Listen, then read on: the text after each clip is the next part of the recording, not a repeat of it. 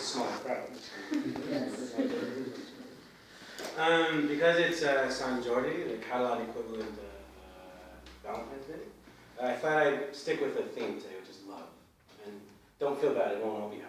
So here we go. There's a poem called Los Angeles at a Distance, and I wrote it at Griffith Park. Silence doesn't last long here.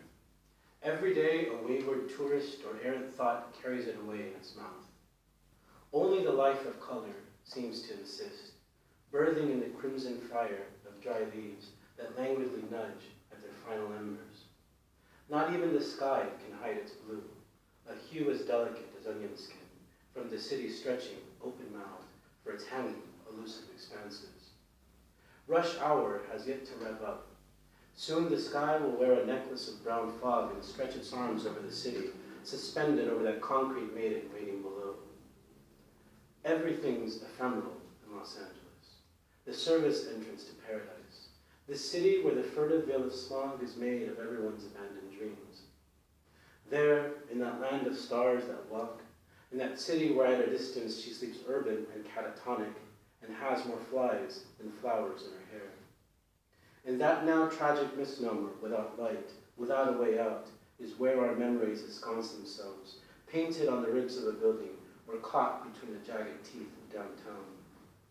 Here, in this city, where streets are littered with hearts unused, and where, once, you left me. The second piece I'm going to read from is a piece called Like All Gay Boys in Barcelona. And this piece has been giving me a lot of trouble. I've been working on it for probably the last 8 months. And before I read from it, I should preface it with a story. I'm happy to see a transatlantic relationship. And I was actually, the reason why I came to Barcelona a couple of years ago was actually because I'd fallen in love with a guy, not my boyfriend now, but a different guy. And to make a long story short, basically things ended, but we didn't really have a point of closure. And so ever since then I've been thinking, well, if we weren't able to have a point of closure, well, as a writer, I had to kind of invent one for myself then. And so that's what inspired this story. I was telling Ed and Kevin earlier that I've been experimenting with form. So really this is a piece inspired by nonfiction, i.e. by actual events, but visualized in a way that is fiction. And it's called Like All Gay Boys in Barcelona. There he is. Same one-sided smile, same leather jacket a size too big, same worn jeans with that threaded tear on the right shin, exposing a tuft of dark hair. The tear was a wound in that skin-tight denim, and as he approached, I thought of the way I loved to watch him peel them off before crumpling them to the side of the bed. A year had passed since our yelling match near the Columbus Monument. A year since he moved out of my flat, vowing never to date a puñetera foreigner again. Every crease of skin, every trickle of beard, every nibble of lip made its way through me all over again as I saw him, face open and expectant, that last day in Barcelona. It had taken him a moment to see me because of the bar's awkward layout. The seating area was completely hidden from view from the front door, blocked by a bar lined with gaudy imitations of Gaudi's lampposts that lit up the plaza. I set my cocktail down and waved, feeling a genuine small smile appear. One of equal size appeared on his face as he cut down his gaze and started to find his way to me, to our space. He excused himself in mutters while he squeezed between the backs of chairs, careful not to knock a purse or backpack onto the dirty bar floor. At last he arrived, and when I stood to greet him, I spilled my drink. It fizzled onto the black tablecloth, making heads turn. Jordi took a few steps back and I reached for my napkin, embarrassed. A moment later, a waiter appeared, sponge and dry tablecloth in tow. I shrugged at Jordi and shook my head, not yet having said a word to each other. He put his hands in his pockets and focused on the waiter. My face felt hot. Finally, the waiter shuffled off and I reached out my arms to hug Jordi, just like I rehearsed before. He met my embrace, the musky 1 million still strong, still sticky on his neck. We kissed each other's cheeks, like all gay boys do in Barcelona, and only after we let go did I motion to our table, its tablecloth black, its tin napkin bin empty. We decided to meet at the Plaza Real on a rainy Tuesday morning. It had been the latest in a week full of absolutely miserable days, all gray and shadowed and full of complaints. When I'd walked into the plaza off the Ramblas, anxious to shake off my umbrella and rush into the warm bar. I hadn't been surprised to see the rainy plaza full of people, some snapping away photos of the fountain in the middle, others tracing the wet outlines of Gaudi's lamppost with a finger.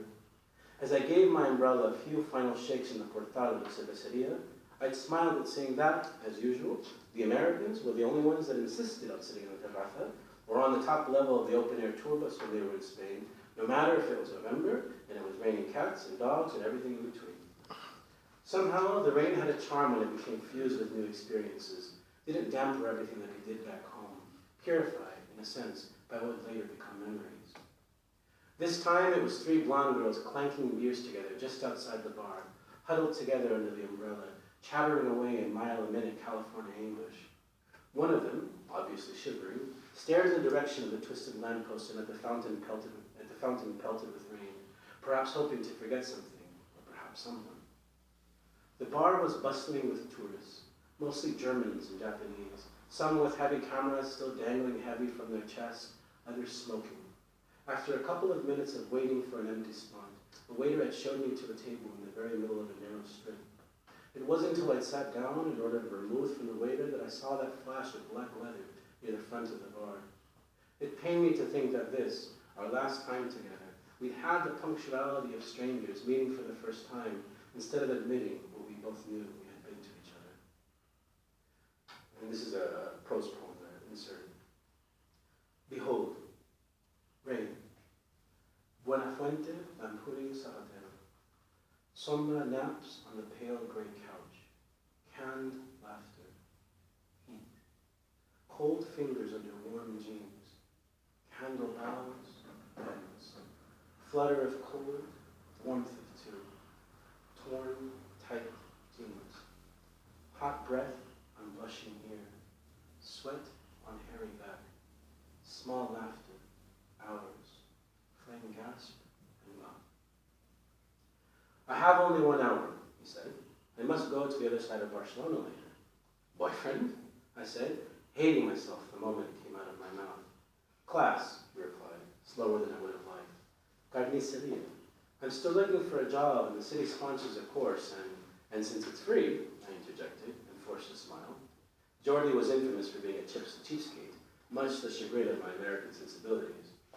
Jordi smiled back, and since it's free, he continued, switching over to Catalan, I figured I might as well try it out, try something new. I began to reach for the napkin bin and stopped, remembering it was empty. You mean you cut open dead chickens and pigs and cows, I said, and rabbits and all sorts of other delicious beasts, he said. Isn't that what a butcher does? And the smile got bigger. At that moment, the waiter appeared with the café largo for Jordi and another vermouth for me. I saw Jordi glance at my drink as the waiter placed it in front of me before he tore open the envelope of sugar and mixed it into his coffee. He stirred slowly as I took a sip of my drink, and another, and another. Jordi continued. I thought it would be good if we'd change for me, to do something with my life instead of, He smoothed out the tablecloth with both palms and returned his hands to either side of his cup of coffee. He avoided my gaze. Instead of what? I asked, louder than I meant to. Jordi responded slowly. Instead of living in the clouds, away from reality, he said, I want a good life, and I want to be happy, that's all. An elderly Spanish couple politely nudged past us, followed by a lone black tourist. The waiter nearest the kitchen shouted orders, Una de patatas bravas, calamari, boquerones, back to the cooks in quick succession over the bustle of the bar-goers. Jordi reached into his pocket and pulled out a pack of Lucky Strikes. He got an ashtray from an empty table nearby. He lit one. A small puff of smoke appeared. I see you started smoking again, I said flatly, gazing at the orange point of his cigarette. Jordi exhaled onto the table. I took a long drink and set the glass noisily down. He stared at me, took another puff, blew it out. And I see you and the bottle are back in touch, he said. Old habits are hard to forget, he said, looking at me. I finished my drink in one long gulp, put the glass down again. I felt the alcohol burn its way down into my stomach. You said it, I replied, meeting his gaze. Old habits are hard to forget. We sat there in silence for a moment more until the waiter reappeared. I ordered yet another drink, and Jordi lit another cigarette. He turned and stared out the window. at the blondes laughing on the terraza, at the rain streaming comet-like down the cool glass, at the wind whipping up a long-forgotten ticket stub. Jordy stared out at the window, looking at everything but me. Hey,